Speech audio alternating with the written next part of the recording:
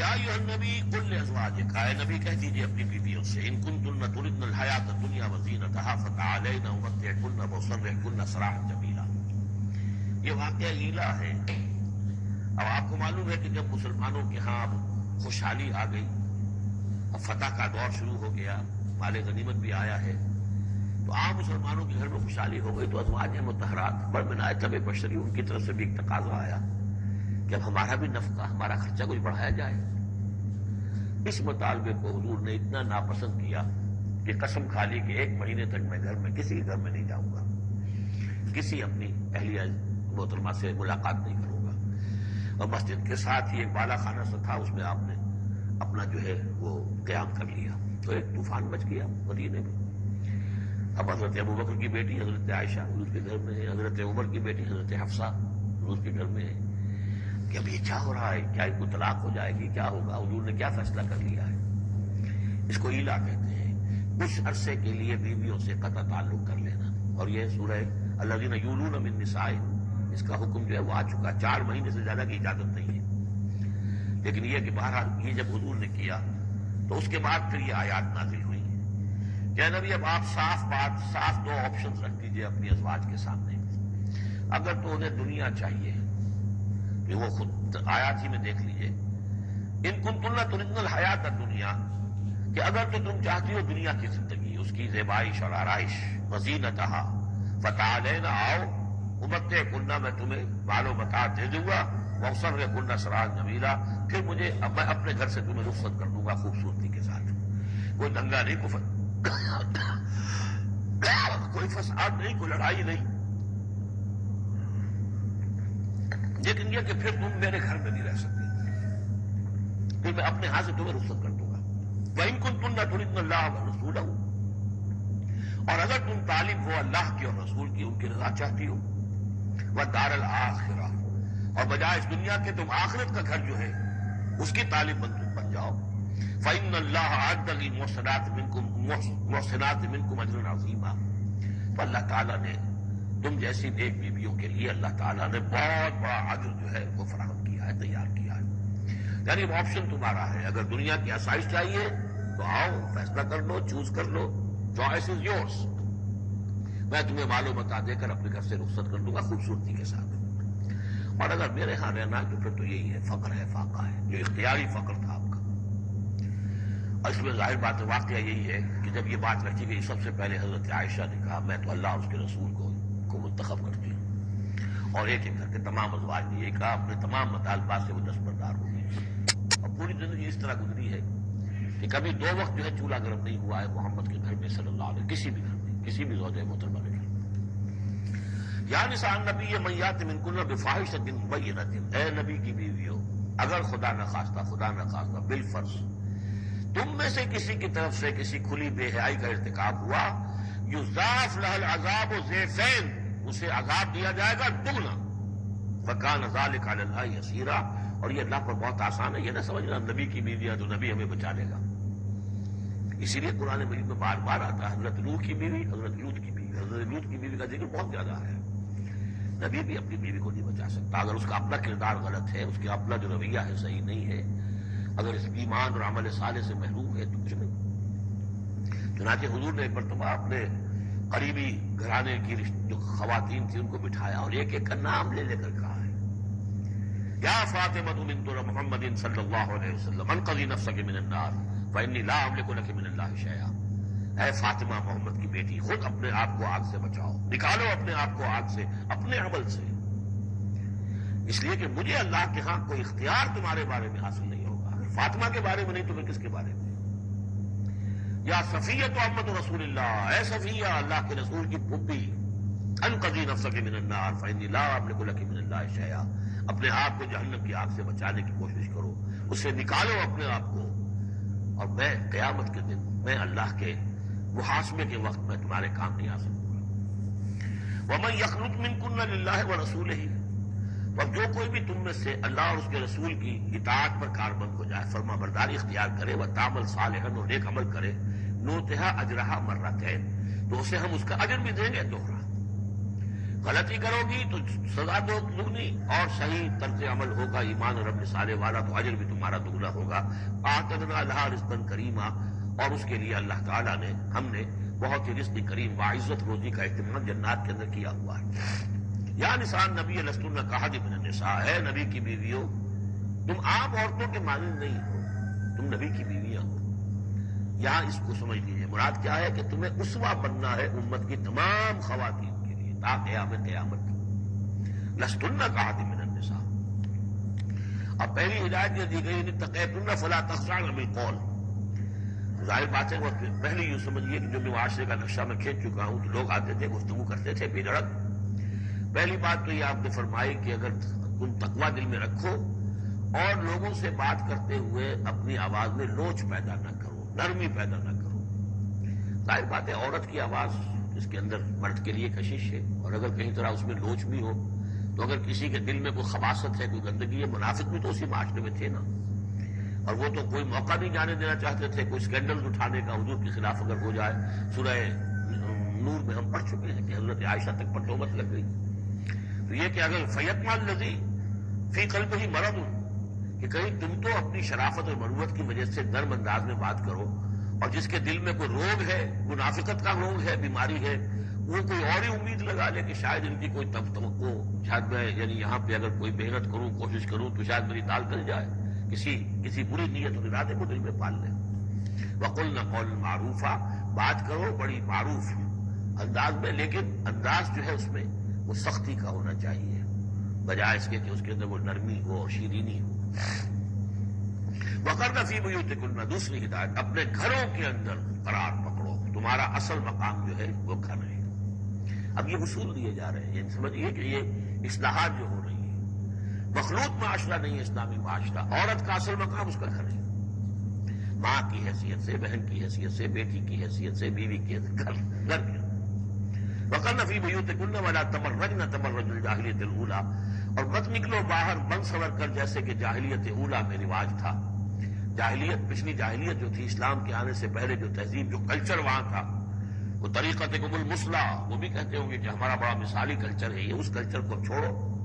اور یہ جو بن سمر کر باہر نکلنے والی بات ہے کہ تبرج کہتے ہیں کہ نمایاں ہونا، یعنی عورت اگر بناؤ سگار کر کے نکلتی ہے مردوں میں تو کیا چاہتی ہے؟ وہ چاہتی ہے کہ لوگوں کی نگاہیں میری طرف اٹھے، میں توجہات کا مرکز بن جاؤں۔ یہ کام اب چھوڑ دو بالکل، اگر خدا نے خواستہ کہیں ہے بھی کسی کا وہ پس منظر میں، تو اس کی دوسری ہدایت یہ آئی گھروں میں قرار پکڑو، گھروں میں رہو، گھروں میں بیٹھو۔ وَقَرْنَ فِي بُيُوتِكُنَّ وَلَا تَبَرَّجْنَ تَبَرُّجَ الْجَاهِلِيَّةِ الْأُولَىٰ وَأَقِمْنَ الصَّلَاةَ وَآتِينَ الزَّكَاةَ وَأَطِعْنَ اللَّهَ وَرَسُولَهُ، اور نماز قائم کرو اور زکوٰۃ ادا کرو اور اللہ کی اور اس کے رسول کی اطاعت پر کاربند رہو۔ انما يريد الله ليذهب عنكم الرجس اهل البيت ويطهركم تطهيرا، اے نبی کے گھر والوں، یا اہل البیت اب آ گیا یہاں پہ، نبی کے گھر والوں، اس سے پہلے ہم پڑھ چکے ہیں یہ اہل البیت حضرت سارہ کو خطاب کیا تھا فرشتوں نے کہ سلام ہو آپ کو اے نبی کے گھر والوں اہل البیت، اور یہاں ساری گفتگو جو ہو رہی ہے وہ حضور کے ازواج سے ہو رہی ہے، تو اہل بیت اصلاً ہے حضور کی ازواج مطہرات۔ البتہ یہ ہم مانتے ہیں کہ حدیث ہے، حضور نے یہ چاہا ہے، جو آپ کو محبت تھی حضرت فاطمہ سے، حضرت علی سے اور حضرات حسنین سے رضی اللہ تعالیٰ عنہم، آپ نے فرمایا اللہم ہؤلاء اہل بیتی، اے اللہ یہ بھی میرے اہل بیت ہیں، بس یہاں پر بھی کا اضافہ کر لیجیے، کوئی حرج نہیں، اصل اہل بیت ازواج مطہرات ہے، لیکن اے اللہ یہ بھی میرے اہل بیت ہیں۔ تو فرمایا اے نبی کے گھر والوں، یعنی اے نبی کی بیویوں، اللہ تعالیٰ یہ چاہتا ہے کہ تم سے ہر نوع کی برائی کو، گندگی کو بالکل دور کر کے تمہیں پاک اور صاف کر دے، یطہرکم تطہیرا، پوری طرح پاک و صاف کر دے۔ کیوں؟ تمہیں اسوہ بننا ہے، تمہیں نمونہ بننا ہے۔ نمونہ تو بے داغ ہونا چاہیے، جیسے محمد رسول اللہ صلی اللہ علیہ وسلم کی شخصیت ہے، آئیڈیل پرسنالٹی، آئیڈیل تو بے داغ ہونا چاہیے۔ اسی طریقے سے تم جس مقام پر ہو کہ اب خواتین امت کے لیے، پوری امت مسلمہ کی عورتوں کے لیے تمہیں اسوہ بننا ہے۔ وَاذْكُرْنَ مَا يُتْلَىٰ فِي بُيُوتِكُنَّ، اور ذرا یاد کیا کرو جو کچھ کے تلاوت کی جاتی ہے تمہارے گھروں میں، من آیات اللہ، اللہ کی آیات میں سے تمہارے گھروں میں وہی اترتی ہے، محمد رسول اللہ صلی اللہ علیہ وسلم۔ بلکہ ایک خاص جو مقام ہے حضرت عائشہ کا، وہ تو حضور نے فرمایا ہے کہ کسی اور میری بیوی کے لحاف میں، جبکہ ایک ہی لحاف میں حضور بھی تھے اور حضرت عائشہ بھی تھی، تو مجھ پر وہی نازل نہیں ہوئی سوائے عائشہ کے لحاف کے، لحاف کے اندر بھی وہی نازل ہو رہی ہے، وہ تو دل پہ نازل ہوتی تھی، اس کے اندر تو کوئی دروازے نہیں کھولنے پڑتے تھے کہ حضرت جبریل آئے دروازہ کھولو پھر وہی لے کر آئے ہیں، وہ تو یہ کہ ایک فرشتہ ہے اور دل پر نازل کر رہا ہے۔ تو فرمایا کہ تمہارے گھروں میں اللہ کی آیات کی تلاوت کی جا رہی ہے، والحکمہ، اور نبی کی زبان مبارک سے جو احادیث ہے جو آپ بیان کر رہے ہیں سب سے بڑھ کر تو تمہارے سامنے آ رہی ہے حکمت نبوی، یعنی وہ جو وحی یہ خفی ہے اس کا بھی سب سے بڑھ کر تمہارے سامنے جو ہے چرچا ہو رہا ہے۔ ان اللہ کان لطیفا خبیرا، یقین اللہ تعالیٰ بہت باریک بین ہے اور باخبر ہے۔ اب وہ آیت آ گئی ہے، آیت نمبر 35 جس کا میں نے تذکرہ کیا تھا، سورہ نور کی آیت نمبر 35، وہ ہے حقیقت ایمان پر۔ اللہ نور السماوات والارض مثل نورہ کمشکاۃ فیہا مصباح، المصباح فی زجاجہ، الزجاجۃ کأنها کوکب درری یوقد من شجرۃ مبارکۃ زیتونۃ لا شرقیۃ ولا غربیہ یکاد زیتها یضیء ولو لم تمسسه نار نور علی نور یہدی اللہ لنورہ من یشاء ویضرب اللہ الامثال للناس واللہ بکل شیء علیم۔ یہ ایک آیت ہے، بڑی آیت ہے، ایمان کی ماہیت، ایمان کی حقیقت، ایمان کے اجزاء ترکیبی۔ اب اس ایمان کا ظہور جو انسانی شخصیت میں ہوتا ہے، اور اس کو اب یہاں پہ 10 صفات جو ہے گنوائی گئی ہے، لیکن چونکہ یہاں پہ یہ سورہ مبارکہ کا بھی اور سورہ نور کا بھی، جیسا کہ ان دونوں کا مضمون یہ ہے کہ وہ جو معاشرتی اصلاح ان میں خواتین جو ہیں ان کے مسائل کو خاص طور پہ لایا جا رہا ہے، تو عام طور پر تو قرآن میں یہ ہے کہ جو حکم بھی ہے وہ مذکر کے صیغے میں آ جاتا ہے، مردوں سے خطاب کر کے، لیکن عورتیں بھی اس کی مخاطب ہیں، جسے برسبیل تغلیب کہتے ہیں، قاعدہ ہے۔ بظاہر خطاب ہے اقیم الصلاۃ، مذکر کا صیغہ ہے، لیکن یہ خطاب جو ہے یہ عورتوں سے بھی ہے، الا یہ کہ ابھی ہم نے پڑھا اقمنا الصلاۃ، یہ یہاں مؤنث کے اس میں بھی آ گیا، لیکن عام طور پر قرآن میں جو آیا ہے وہ تو مذکر کا صیغہ ہے۔ لیکن یہاں آپ دیکھیں گے کہ ان کیفیات کو اور خصوصیات کو جو ایمان کے ثمرات اور نتائج ہیں ان کو دوہرا کر مردوں اور عورتوں کے لیے علیحدہ علیحدہ بالکل پوری صراحت کے ساتھ، ان المسلمین والمسلمات، یقیناً مسلمان مرد اور مسلمان عورتیں، یعنی اطاعت کر لینے والی، سر تسلیم کرنے والے مرد اور عورتیں، والمومنین والمومنات، اور مومن مرد اور مومن عورتیں، والقانتین والقانتات، اور فرما بردار مرد اور فرما بردار عورتیں، والصادقین والصادقات، اور راست باز مرد اور راست باز عورتیں، صدق قول بھی، صدق مقال اور صدق عمل، صدق کردار، والصابرین والصابرات، اور صبر کرنے والے مرد اور صبر کرنے والی عورتیں، والخاشعین والخاشعات، اور اللہ کے سامنے جھکے رہنے والے مرد اور جھکے رہنے والی عورتیں، والمتصدقین والمتصدقات، اور اللہ کے لیے صدقہ دینے والے مرد اور صدقہ دینے والی عورتیں، والصائمین والصائمات، اور روزہ رکھنے والے مرد اور روزہ رکھنے والی عورتیں، والحافظین فروجہم والحافظات، اور اپنے شرمگاہوں کی حفاظت کرنے والے مرد اور اپنی شرمگاہوں کی حفاظت کرنے والی عورتیں، والذاکرین اللہ کثیرا والذاکرات، اور کثرت کے ساتھ اللہ کا ذکر کرنے والے مرد اور ذکر کرنے والی عورتیں، اعد اللہ لہم مغفرۃ واجرا عظیما، اللہ تعالیٰ نے ان سب کے لیے مغفرت اور بہت بڑا اجر تیار کر رکھا ہے۔ اللہم ربنا اجعلنا منہم، اللہم ربنا اجعلنا منہم۔ اب وہ مسئلہ آ رہا ہے کہ جس کی تمہید ہوئی تھی پہلے رکوع میں، حضرت زینب رضی اللہ تعالیٰ عنہ سے حضور کی شادی کا معاملہ، اور اس سے پہلے حضور کے کہنے کی وجہ سے حضرت زینب کا نکاح جو حضرت زید بن حارثہ سے ہوا، پھر زید بن حارثہ رضی اللہ تعالیٰ عنہ نے جو ان کو طلاق دینی چاہیے، تو حضور کے دل میں جو یہ خیال ہوا کہ میں نے پہلے تو حکم دے کر نکاح پر مجبور کیا، اب اگر یہ داغ لگ جاتا ہے زینب کو تو گویا کہ پھر تو ایک ہی شکل رہ جائے گی اس کی دلجوئی کی، تلافی کی، کہ میں خود نکاح کروں۔ اب میں خود نکاح کروں گا تو چونکہ زید میرا منہ بولا بیٹا رہا ہے پہلے، ایک طوفان کھڑا ہوگا، حالانکہ اس میں بات کوئی نہیں تھی، لیکن یہ کہ حضور نے اس کی وجہ سے یہ سمجھا کہ یہ مصلحت کے خلاف ہوگا، تو اسی گویا کہ آپ اسی ششپنج میں تھے کہ یہ آیات نازل ہو گئی۔ پہلی آیت میں تذکرہ ہے اس کا کہ جو حضور کے کہنے کی بنا پر حضرت زینب اور ان کے بھائی آمادہ ہوئے نکاح پر، ورنہ وہ آمادہ نہیں تھے زید بن حارثہ سے نکاح پر۔ وما كان لمؤمن ولا مؤمنة اذا قضى الله ورسوله امرا ان يكون لهم الخيرة من امرهم، یہ کسی بھی مومن مرد اور کسی بھی مومن عورت کے لیے یہ روا نہیں ہے کہ جب اللہ اور اس کا رسول کسی شے کا فیصلہ کر دیں تو پھر بھی انہیں یہ خیال ہو کہ ہمارے پاس آپشن باقی ہے، ہمیں اختیار حاصل ہے۔ وَمَن يَعْصِ اللَّهَ وَرَسُولَهُ فَقَدْ ضَلَّ ضَلَالًا بَعِيدًا، جو اللہ اور اس کے رسول کی نافرمانی کریں گے انہوں نے تو گویا کہ بہت بڑی گمراہی جو ہے وہ حاصل کر لی۔ یہ گویا کہ ایک تو یہ کہ اس کو عام ہم لیں گے تو یہ ہر معاملے کے اوپر ہے کہ اللہ اور اس کے رسول کے فیصلے کے بعد پھر میں یہ سمجھوں کہ میرے پاس کوئی آپشن ہے تو اس کا مطلب ہے کہ میں اللہ کا انکار کر رہا ہوں، رسول کا انکار کر رہا ہوں۔ پس منظر میں وہی ہے کہ حضور کی فرمائش جو تھی ابتداءً تو چونکہ امیمہ ابن عبد المطلب حضور کی پھپھی تھی جن کی بیٹی ہیں حضرت زینب، قریش کا اونچا خاندان ہے، اور ادھر یہ ہے کہ حضرت زید ابن حارثہ غلام رہے ہیں، اگرچہ تھے شریف خاندانوں میں سے عرب کے، لیکن کبھی انہیں کہیں پکڑ کر کہیں کسی نے لا کر غلام بنا کر بیچ دیا تھا تو داغ تو لگ گیا غلامی کا، اور اس معاشرے میں وہ داغ پھر دھلتا نہیں تھا ایک دفعہ لگ جانے کے بعد۔ تو اس وجہ سے اب انہوں نے حضور کے لیے، حضور کے فرمانے کی وجہ سے نکاح کیا، اس کے بعد نہیں ان کی نبھی آپس میں، اور اس میں گمان غالب یہ ہے کہ حضرت زینب انہیں وہ نہیں دے سکی احترام اور ادب اور ان کی مرضی پر چلنے کا معاملہ، جیسا کہ ایک عورت کو فالصالحات قانتات حافظات للغیب جو رویہ ہونا چاہیے، اب وہ اپنے جذبات اور احساسات کے اوپر اس درجے جو ہے وہ کنٹرول نہ کر سکی، لہذا ان کے مابین جو ہے وہ موافقت نہیں ہوئی۔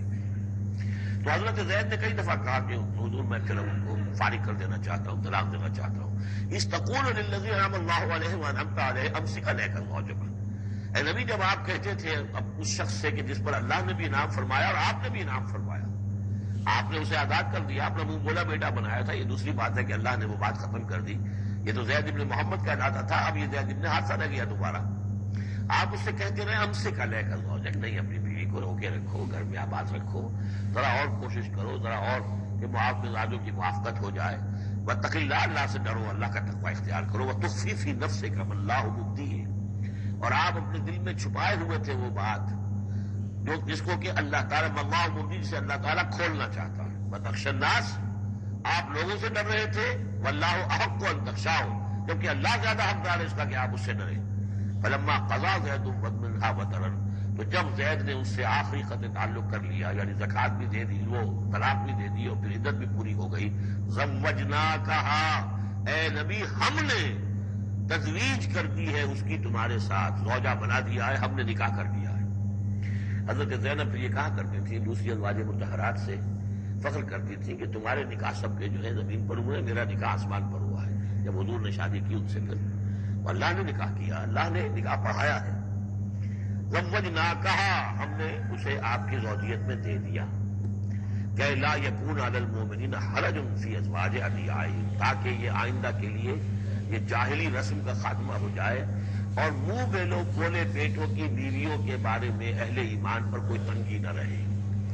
منہ بولا بیٹا تھا، اس کی بیوی تھی، بیٹا فرض کیجیے فوت ہو گیا وہ، اب اس کی بیوی سے وہ بیوہ ہو گئی ہے، تب آپ شادی کر سکتے ہیں۔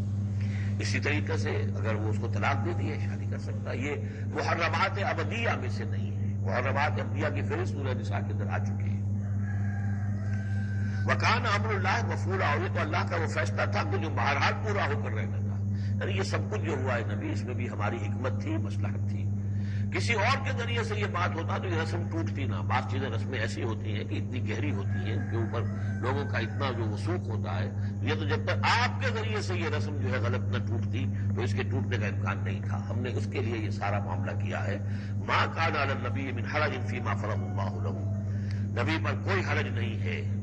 کوئی مذائقہ نہیں ہے اس چیز میں جو اللہ نے اس کے اوپر عائد کر دی ہے، فرض کر دی ہے۔ سنت اللہ فی الذین خلوا من قبل، اور یہ اللہ کا وہ طریقہ ہے جو ان لوگوں کے بارے میں رہا جو پہلے گزر چکے، اللہ کے نبیوں کے ساتھ، رسولوں کے ساتھ اللہ کا یہ معاملہ رہا ہے۔ وکان امر اللہ قدرا مقدورا، اور یہ تو اللہ کا وہ معاملہ تھا کہ جو گویا کہ طے تھا، مقرر ہو چکا تھا، ہماری مشیت میں یہ پہلے سے طے تھا۔ الذین یبلغون رسالات اللہ، وہ اللہ کے نبی کہ جو ہم اللہ کے پیغامات کو پہنچانے پر مامور ہوتے ہیں، وَيَخْشَوْنَهُ، اور صرف اسی سے ڈرتے ہیں، وَلَا يَخْشَوْنَ أَحَدًا إِلَّا اللَّهَ، اور نہیں ڈرتے کسی اور سے اللہ کے سوا، وَكَفَىٰ بِاللَّهِ حَسِيبًا، اور اللہ تعالیٰ کافی ہے کفایت کرنے والا یا حساب لینے والا۔ مَا كَانَ مُحَمَّدٌ أَبَا أَحَدٍ مِّن رِجَالِكُمْ، دیکھو محمد تم میں سے کسی مرد کے باپ نہیں ہے۔ حضور کو اللہ تعالیٰ نے اولاد نرینہ نہیں دی، جو دی تھی بچپن ہی میں اسے اٹھا لیا۔ آخری عمر میں بھی یہ سمجھیے کہ حضرت ان کا نام کیا تھا، ماریہ قبطیہ، ان کے بطن سے حضرت ابراہیم کی ولادت ہوئی ہے، اور یہ ایک عجیب مسئلہ ہے کہ حضرت ابراہیم کے عقد میں یا آپ کے نکاح میں آئیں ہاجرہ، وہ بھی مصر کی تھی، جن سے اسماعیل کی ولادت ہوئی۔ اسماعیل کی نسل میں حضور ہے صلی اللہ علیہ وسلم۔ پھر مصر ہی سے ماریا قبطیہ آ رہی ہیں، اور ان کے بدن سے جو بیٹا ہوا اس کا نام حضور نے ابراہیم رکھا، اور حضور کو بہت محبوب بھی تھا، لیکن وہ بہت ہی چھوٹا ہستا تھا، بچپن میں ہی فوت ہو گیا ہے، اور حضور کو اس کا افسوس بھی ہوا۔ یا ابراہیم و انا لفراقک محزونون، یا ابراہیم ہم تمہاری جدائی سے بڑے محزون ہیں، ہمیں رنج ہے۔ بہرحال ما کان محمد ابا احد من رجالکم، تمہارے مردوں میں سے کسی کے باپ نہیں ہے، یہ زید ابن حارثہ کے باپ نہیں ہے۔ زید ابن حارثہ وہ بولا بیٹا تھا، اب جبکہ ہم نے حکم نازل کر دیا ہے، اب وہ سلسلہ منقطع ہو گیا۔ ولکن رسول اللہ و خاتم النبیین، بلکہ یہ اللہ کے رسول ہے اور نبیوں کی مہر ہے۔ اب نبوت ختم ہو رہی ہے ان پر، اب کوئی نبی آنے والا نہیں، لہذا جتنی بھی رسومات جاہلیت کی تھیں، اگر ان کے ذریعے سے وہ ختم نہ ہو تو پھر کس کے ذریعے سے ختم ہوگی؟ یہ ہے اس میں جو دلیل مضمن ہے کہ یہ جو کڑوا گھونٹ ہے محمد صلی اللہ علیہ وسلم تو آپ کو کرنا ہی تھا، اس لیے کہ یہ جاہلانہ رسمیں جو ہیں، اگر آپ اس کے اندر یہ اقدام نہ کرتے اور آپ نے اپنے منہ بولے بیٹے کی بیوی سے اگر شادی نہ کی ہوتی تو یہ رسم ختم نہیں ہو سکتی تھی، اور یہی بات بتائی جا رہی ہے لوگوں کو کہ ما کان محمد ابا احد من رجالکم ولکن رسول اللہ و خاتم النبیین، وہ تو اللہ کے رسول ہے اور خاتم النبیین۔ اس میں بڑا باریک نقطہ ہے، وہ نوٹ کر لیجئے، رسالت حضور کی دائم و قائم ہے، چل رہی ہے ابھی تک۔ فرق صرف یہ ہے کہ اس وقت تک براہ راست آپ نفس نفیس اپنی رسالت کے فرائض ادا کر رہے تھے، اب بائی پراکسی اب امت کے ذریعے سے جو بھی آپ کے امتی ہیں، جو بھی دین کے خادم ہیں، جو بھی قرآن کے پیغام کو پہنچا رہے ہیں، جہاں تک پہنچا رہے ہیں وہ رسالت محمدی کا پیغام پہنچ رہا ہے، رسالت محمد کی ہے صلی اللہ علیہ وسلم۔ جیسے کہ ہم نے سورہ انعام میں آیت پڑھی تھی، اوحی الی ھذا القرآن لانذرکم بہ ومن بلغ، اے نبی ان سے کہہ دیجئے یہ قرآن مجھ پر وحی کیا گیا ہے تاکہ اس کے ذریعے سے میں تمہیں بھی خبردار کر دوں اور جسے بھی یہ قرآن پہنچ جائے۔ اسی لیے امت کو آپ ہدایت دے کر گئے تھے، فَلْيُبَلِّغِ الشَّاهِدُ الْغَائِبَ، اب یہ تمہارا کام ہے اس قرآن کی تبلیغ کرو اور پہنچاؤ، جو بھی یہاں نہیں ہے ان تک پہنچاؤ۔ تو گویا کہ رسالت محمدی ختم نہیں ہوئی ہے، رسالت محمدی تو چل رہی ہے، لہذا ختم کا لفظ جو آیا ہے وہ رسالت کے ساتھ نہیں آیا، نبوت کے ساتھ آیا۔ نبوت ختم ہو گئی جب وحی کا دروازہ بند ہو گیا، نبوت ختم ہو گئی۔ نبوت محمدی آپ کی ذات کے ساتھ تھی، وہ جیسے ہی آپ کی ذات جو ہے وہ اس دنیا سے اس نے پردہ کیا، اس کے ساتھ ہی آپ کی وہ نبوت کا دروازہ بند ہو گیا، لیکن رسالت محمدی وہ تو دائم و قائم ہے۔ اسی لیے یاد دیکھیے ولیکن رسول اللہ ہے وخاتم النبیین، آپ تو اللہ کے رسول ہیں اور دائم ہے اور قائم ہے، اور خاتم النبیین ہے اور نبیوں کی مہر ہے، وکان اللہ بکل شیء علیما، اور یقیناً اللہ تو ہر چیز کا علم رکھنے والا ہے۔ یا ایھا الذین آمنوا اذکروا اللہ ذکرا کثیرا وسبحوہ بکرۃ واصیلا، هو الذی یصلی علیکم وملائکتہ لیخرجکم من الظلمات الی النور وکان بالمؤمنین رحیما۔ صدق اللہ العظیم۔ اہل ایمان اللہ کا ذکر کیا کرو کثرت کے ساتھ۔ ذکر کثیر سے مراد کیا ہے کہ انسان کسی بھی حال میں ہو اللہ کو یاد رکھے۔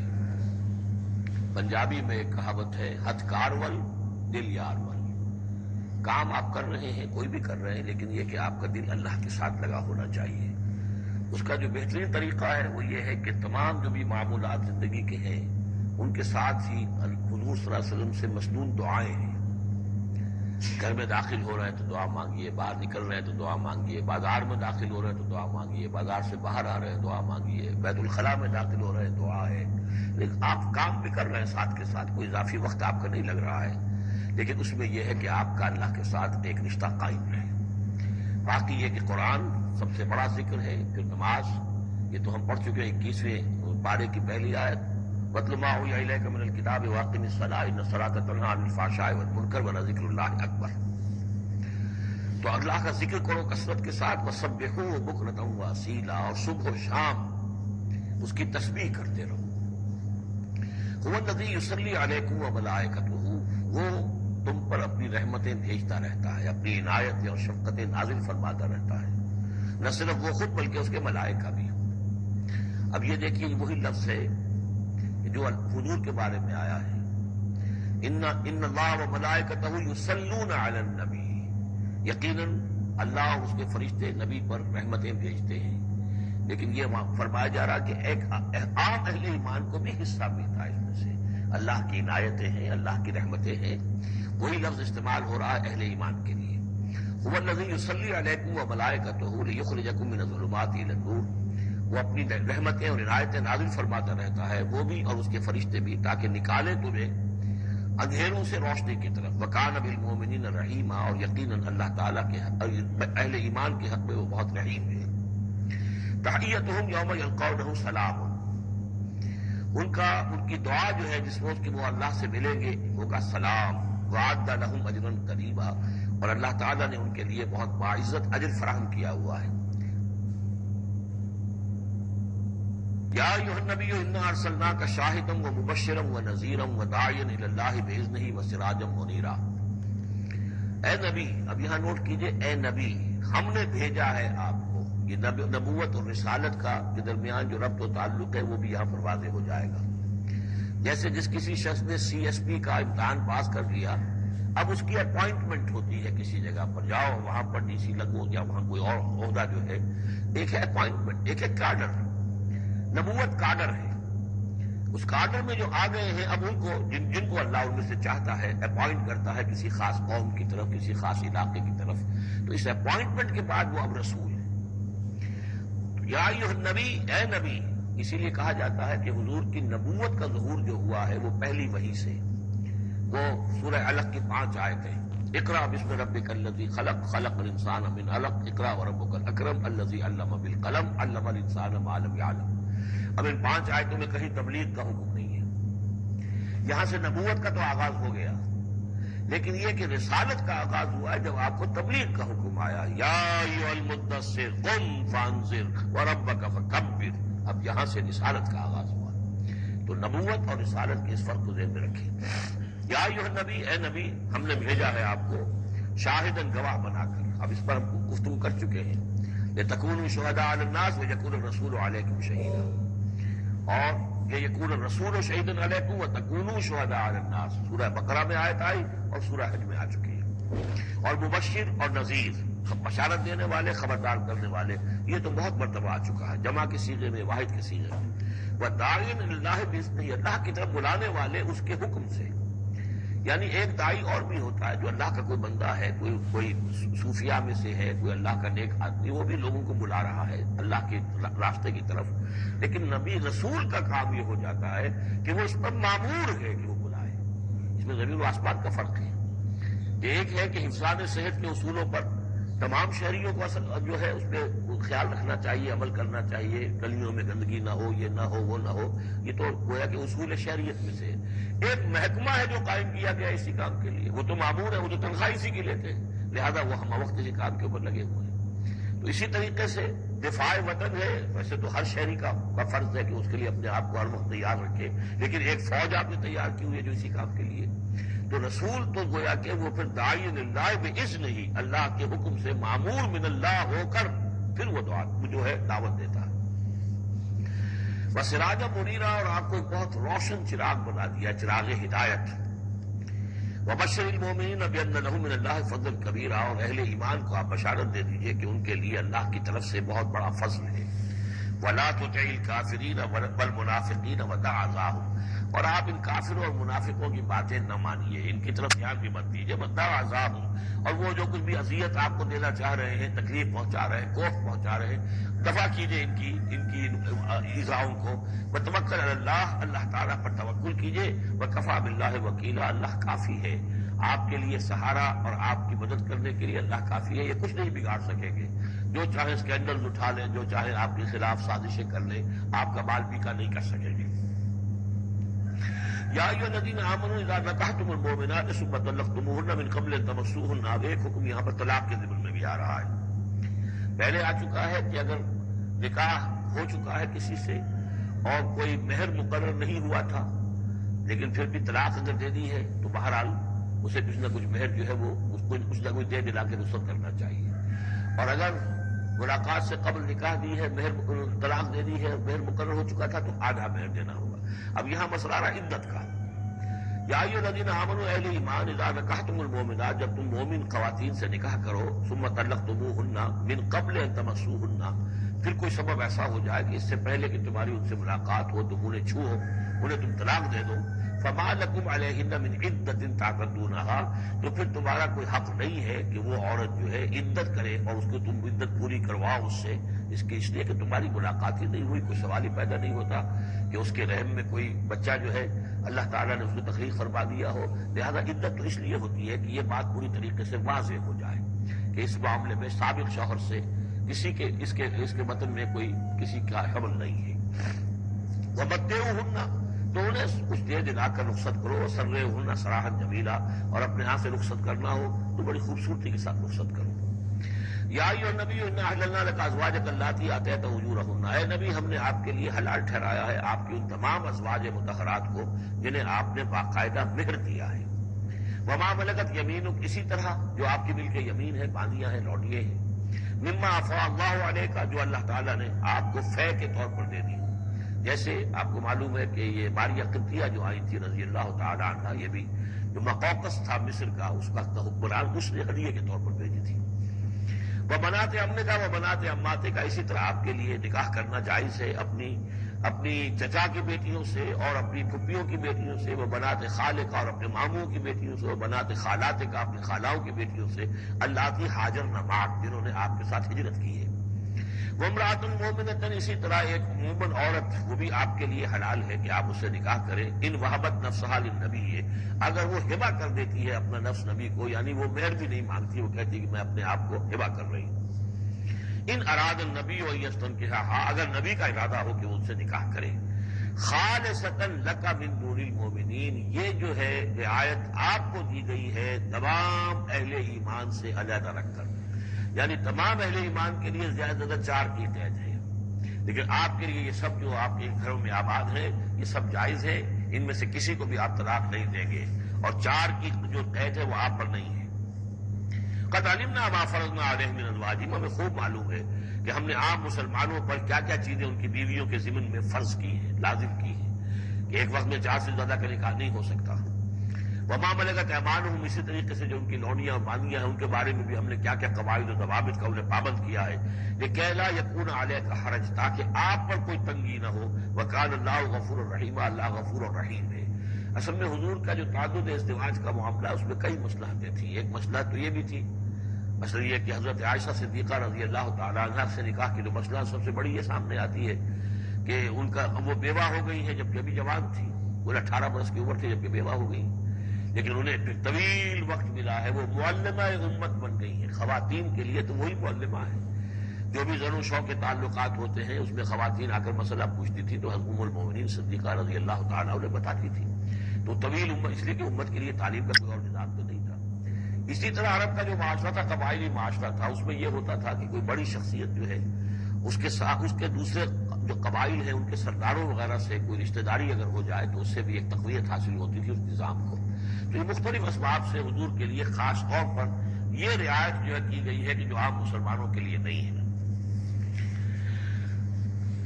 وکان اللہ غفور الرحیم، یقینا اللہ غفور الرحیم ہے۔ ترجی من تشاء منہن وتؤوی الیہ من تشاء، اور پھر یہ بھی کہ آپ کر سکتے ہیں کہ ان میں سے جس کو چاہیں ذرا اپنے سے دور کر دیں اور جس کو چاہیں اپنے قریب لے آئیں، یعنی وہ مساوات بھی حضور پر لازم نہیں تھی، اگرچہ حضور نے کی ہے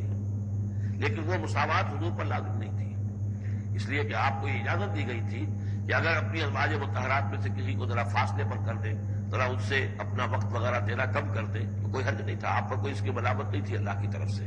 کسی کو زیادہ آپ اپنے پاس رکھیں یا زیادہ اس کے پاس ٹھہرے تو اس میں بھی کوئی پابندی آپ پر نہیں تھی،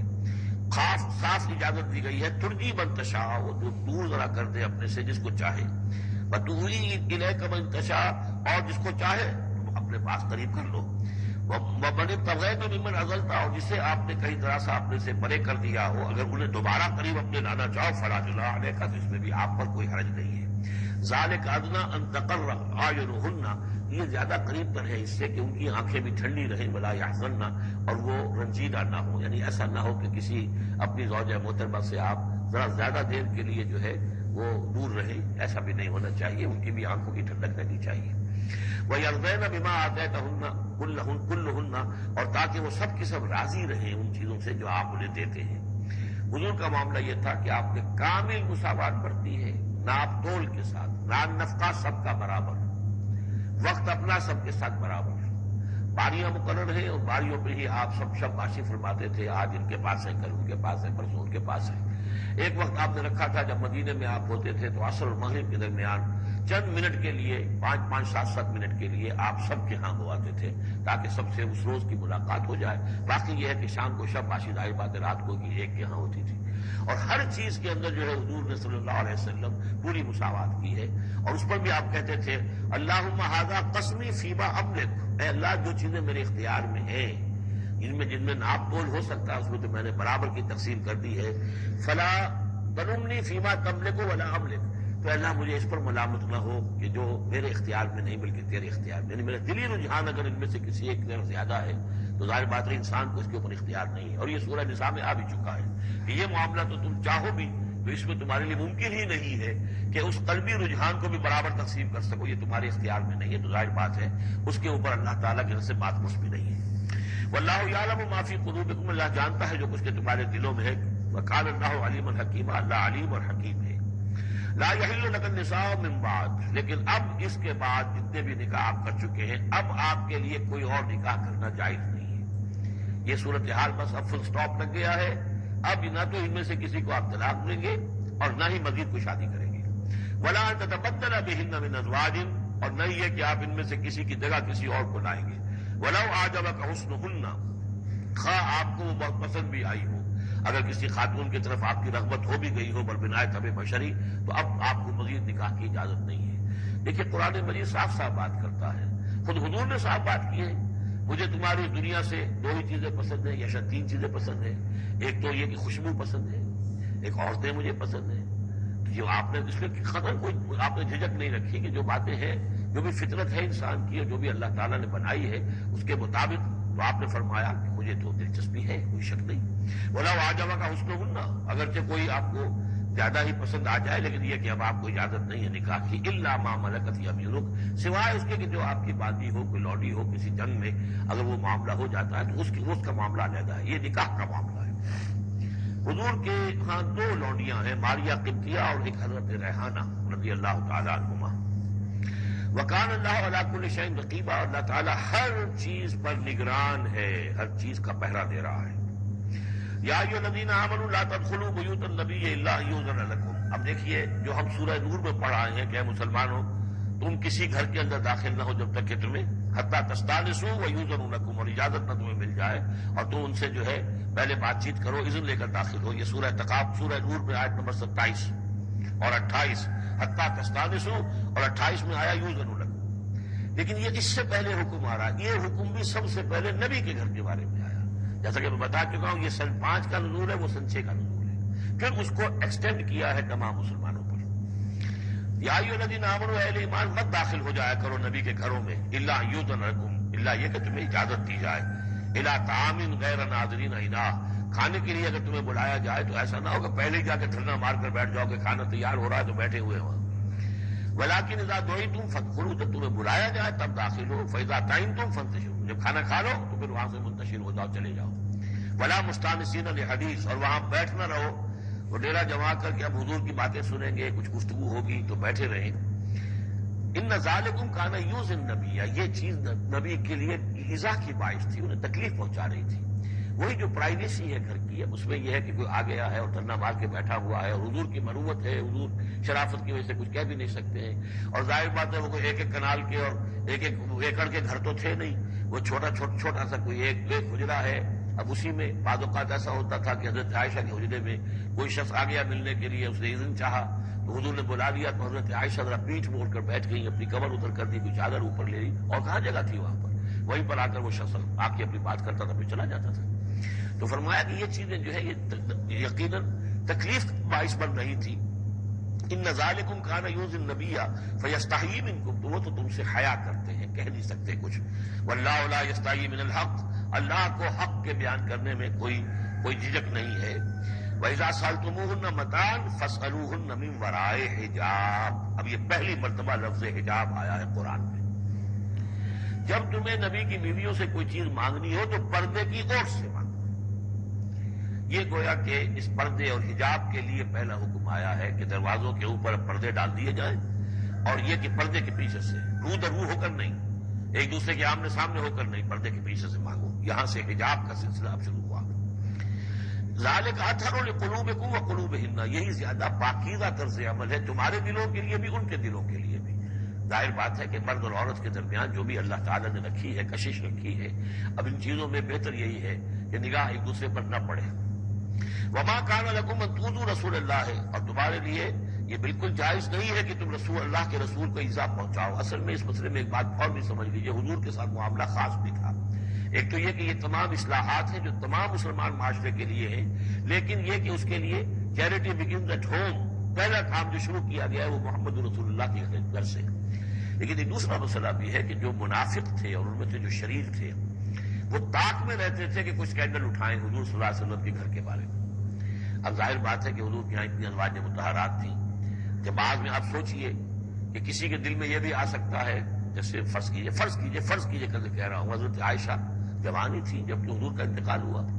تو کسی طرف سے ایسی بات بھی آ سکتی تھی کہ ٹھیک ہے آپ ابھی اب تو اس وقت تو حضور کے گھر میں آپ آباد ہیں، لیکن یہ ہے کہ بہرحال اب حضور کو انتقال ہونا ہے، پھر میں آپ سے شادی کر لوں گا، کوئی ایسا پیغام دے کر، تاکہ یہ کہ نقب لگانے کا ایک موقع مل جائے، گھر گھر کے اندر محمد کے گھر میں نقب لگائے۔ اس اعتبار سے خاص طور پر ضرورت تھی کہ اس معاملے میں حضور کے گھر والوں کا معاملہ جو ہے اس کے اندر وہ احتیاطی اقدامات کیے جائیں۔ ما کان لکم ان تؤذوا رسول اللہ، تمہیں یہ تمہاری روا نہیں ہے کہ اللہ کے رسول کو تم ایذا پہنچاؤ، ولا ان تنکحوا ازواجہ من بعدہ ابدا، یہاں وہ روک لگا دی، اور نہ یہ جائز ہے تمہارے لیے کہ تم اس کی بیویوں سے ان کے بعد نکاح کرو کبھی بھی۔ یہ بین کیونکہ ویسے بھی وہ ازواجہ امہاتہم، اس کی جو بیویاں ہیں حضور کی، وہ تو تمہاری اہل ایمان کی مائیں ہیں، وہ ایک درجہ وہ بھی آ گیا۔ اب خاص صراحت کے ساتھ بھی کہہ دیا ولا ان تنکحوا ازواجہ من بعدہ ابدا، حضور کی ازواج کے لیے چونکہ اس کا کوئی امکان نہیں تھا، اسی لیے حضور کسی کو طلاق نہیں دے سکتے تھے۔ طلاق دے ظاہر بات ہے وہ کسی اور سے تو نکاح کر نہیں سکتی، یہی وجہ ہے کہ تعدد ازدواج کا معاملہ حضور کے لیے زیادہ ایکسٹینڈ کر دیا گیا۔ ان ذالکم کان عند اللہ عظیما، اور یہ چیز اللہ کے نزدیک بہت بڑی ہے۔ تو اس سے یہ کہ اگر کسی کے لیے کسی کے دل میں کسی خبیث کے دل میں کوئی خیال ایسا آ بھی رہا ہو تو اب یہاں یہ کہ اس کی روک لگ گئی کہ یہ بات جو ہے یہ دروازہ یہ ہمیشہ کے لیے بند ہے۔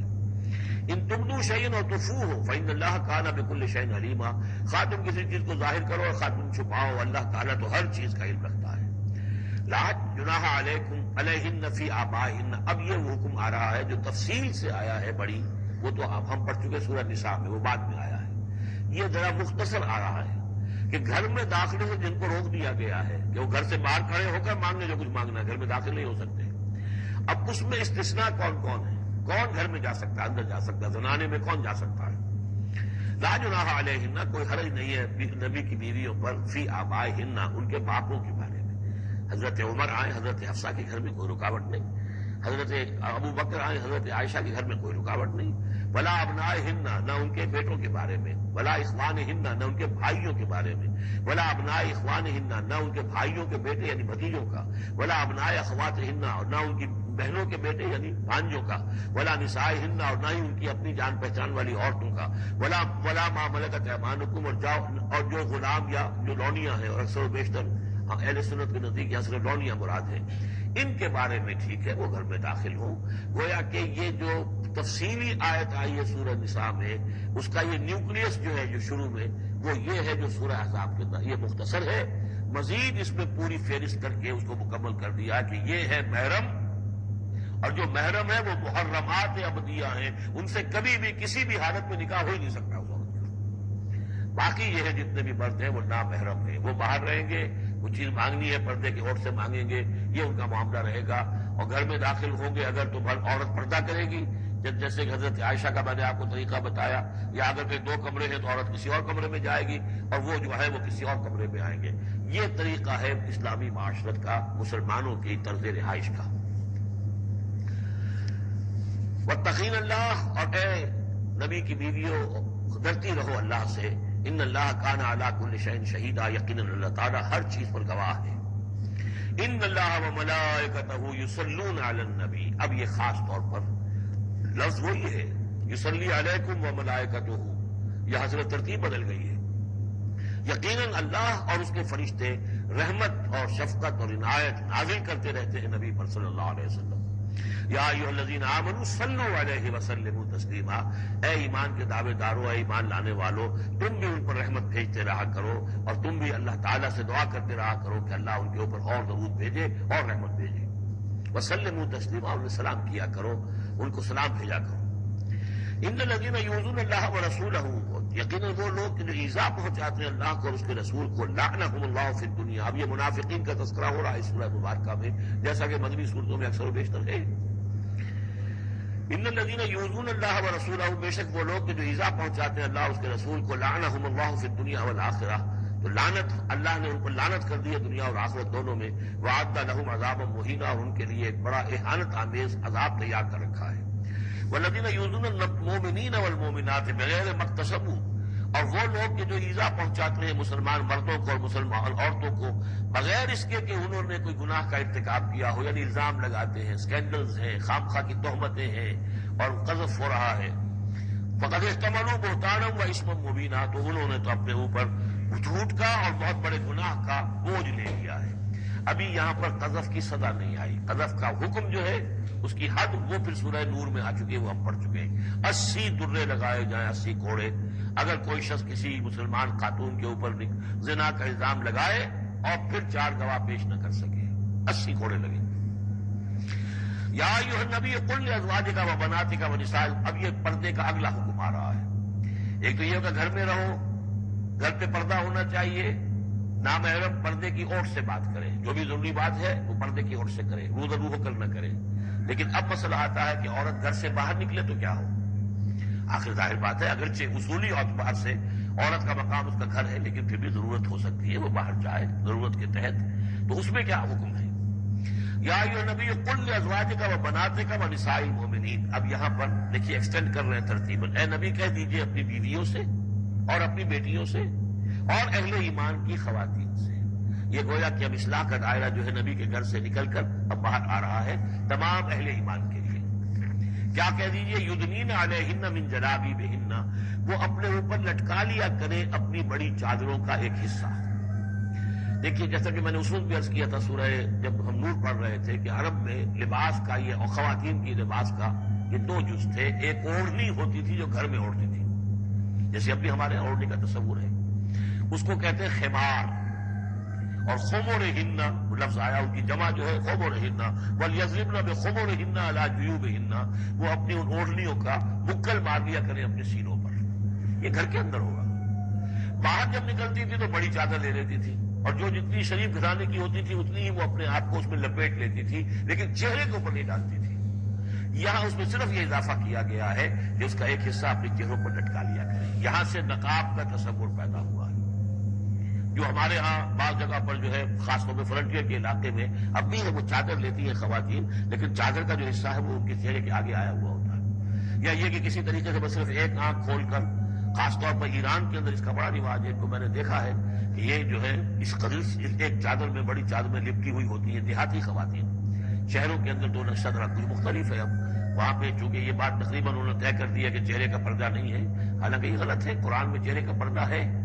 اس حوالے سے وہ جو کہا گیا کہ وہ پردے کی اور سے ان سے بات کی جائے یا مانگا جائے، تو آخری اس کا مطلب یہ کہ چہرہ ہی تو ہے نا جس کو روکا جا رہا ہے. باقی گھر میں جو ازواج مطہرات تھی بغیر لباس کے تو نہیں تھی معاذ اللہ، لیکن یہ کہ چہرے ہی کے پردے کے لیے کہا ہے کہ فصلوهن من وراء حجاب، اور حجاب کا لفظ چل رہا ہے اسی کے لیے.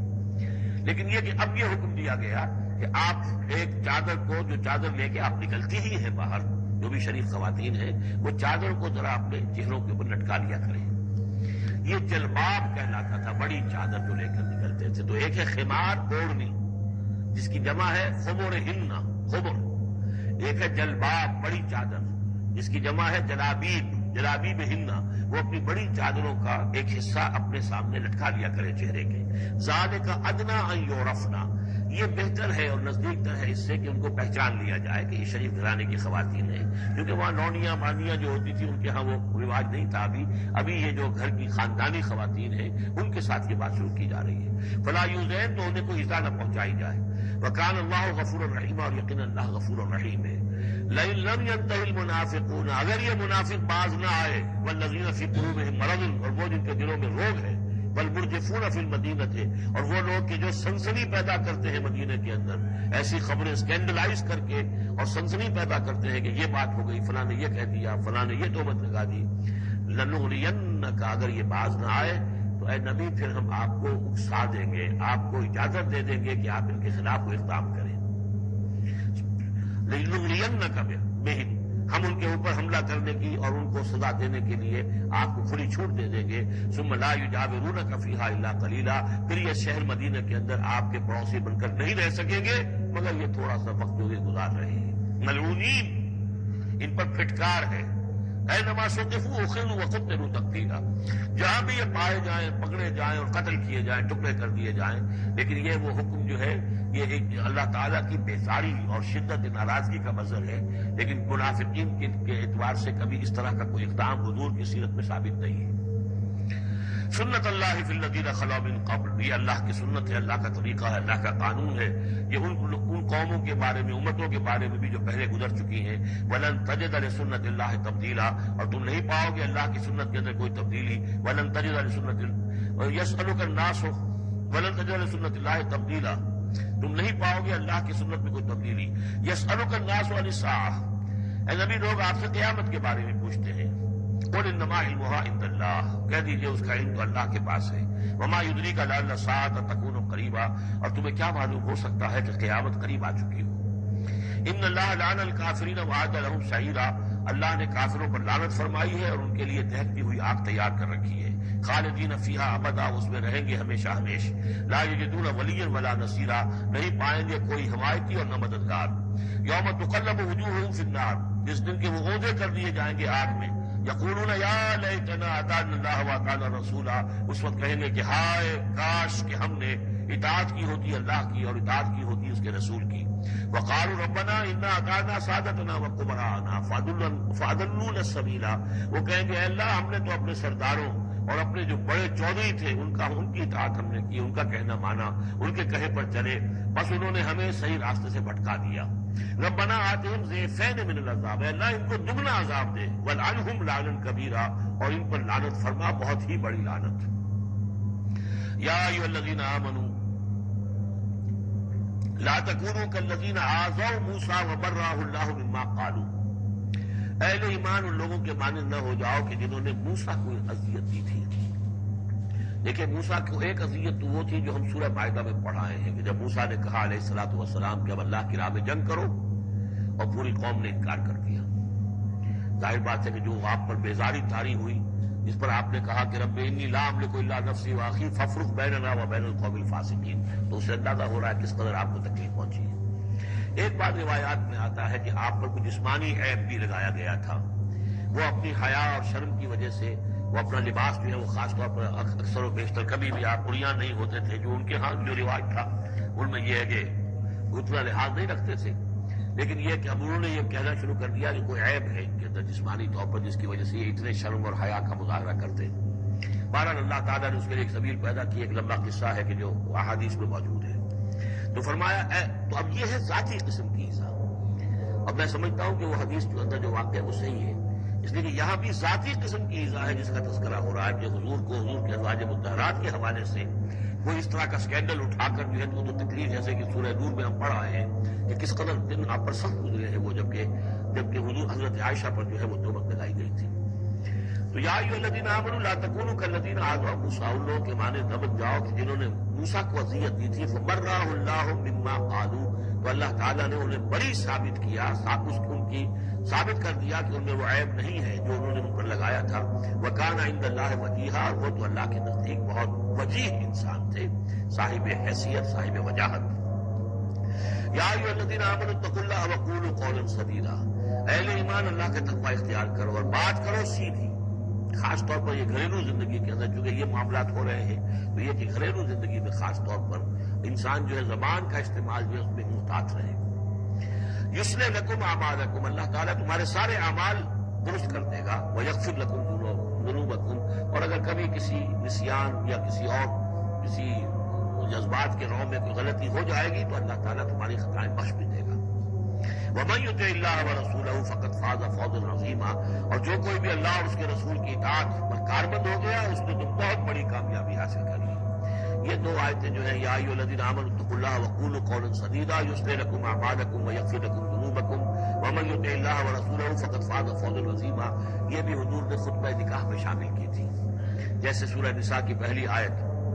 یا ایھا الناس اتقوا ربکم الذی خلقکم من نفس واحدۃ وخلق منها زوجها وبث منهما رجالا كثيرا ونساء واتقوا الله الذي تساءلون به والارحام ان اللہ کان علیکم رقیبا. ایک وہ آیت، دو یہ، اور ایک آیت سورہ آل عمران کی یا ایھا الذین آمنوا اتقوا اللہ حق تقاتہ ولا تموتن الا وانتم مسلمون.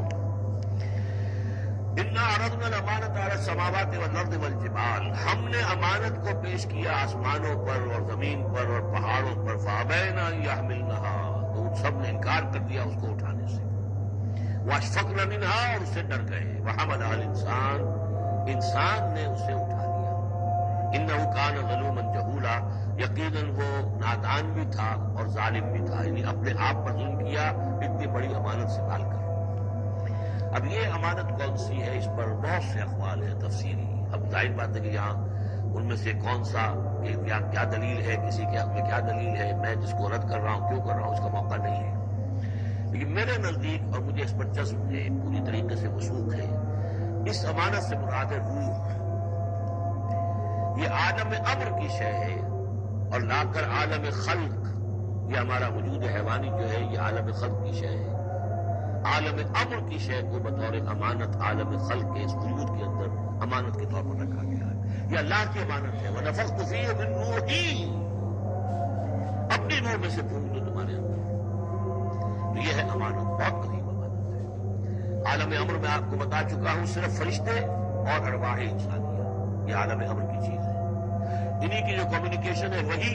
اس کو بھی امر کہا گیا ہے، عالم امر کی شے ہے. باقی جتنے بھی ہیں یہ جنات ہوں یا جو بھی حیوانات ہیں، ہمارا بھی جو جسد حیوانی ہے وہ جو ہے عالم خلق کی شے ہے. اور یہی شے ہے اصل میں وہی جس کی بنا پر کہ انسان مسجود ملائک بنا ہے. یہ جو روح ہے اسی کی بنا پر مسجود ملائک ہے، اسی کے بنا پر خلافت ملی ہے، اسی کے بنا پر وحی کا یہ محمد بنا ہے کہ وحی اس کو آ سکتی ہے. جنات کے ہاں وحی نہیں ہے، یہ روح نہیں ہے، وحی نہیں ہے. کوئی نبی جنات میں نہیں بھیجا گیا، بلکہ انسانوں ہی میں جو نبی آئے انہی کی پیروی جو ہے وہ جنات بھی کرتے رہے. اور یہ جو روح کے پھونکے جانے سے پہلے یہ کیفیت تھی وہ تھا ظلوم اور جہول. یہ میں سمجھتا ہوں کہ انسان کا جو حیوانی وجود ہے جو میں نے کئی مرتبہ اس سے پہلے بیان کیا اس میں تو کمزوری ہے. خلق الانسان من عجل، خلق الانسان ضعیفا. انسان جو ہے وہ تو اس کی فطرت، اس کی خلقت کے اندر جلدی اجرت پسندی بھی ہے. انسان کمزور پیدا کیا گیا ہے. یہاں ظلم اور جہول کہا جا رہا ہے.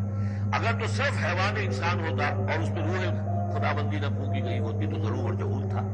لیکن روح خدا بندی پھونکے جانے کے بعد اب صورت وہ نہیں ہے. اسی لیے فرمایا گیا والتین والزیتون وطور سینین وہذا البلد الامین لقد خلقنا الانسان فی احسن تقویم ثم رددناه اسفل سافلین. ہم نے پیدا کیا انسان کو تو سب سے پہلے پیدا کیا تھا ارواح کی شکل میں، وہ احسن تقویم بلند ترین رتبے کی شے، لیکن پھر اسے لوٹا دیا ہے نچلوں میں سب سے نیچے. یعنی جنات سے بھی نیچے چلا گیا انسان. کیوں چلا گیا؟ کہ اس کا یہ جسد حیوانی جو ہے ان سے کم تر ہے، اس میں یہ ڈال دی گئی روح. تو یہ ہے وہ امانت میرے نزدیک، واللہ عالم. لیعذب اللہ المنافقین والمنافقات، اس امانت ہی کا یہ ظہور ہوگا. اس کا نتیجہ کیا نکلے گا؟ جو اس امانت کا حق ادا کرے گا اس کے لیے اللہ تعالیٰ کے لیے روح و ریحان و جنت النعیم. جو اس امانت میں خیانت کرے گا، اس کا حق ادا نہیں کرے گا، وہ حیوانی بن کر رہ جائے گا، حیوانی خواہشات اور حیوانی ہی داعیات کا تابع فرمان بن کر رہ جائے گا. اس نے کوئی خیانت کی اس امانت میں. اس کے لیے لیعذب اللہ المنافقین والمنافقات والمشرکین والمشرکات، تاکہ نتیجہ یہ نکلے کہ اللہ عذاب دے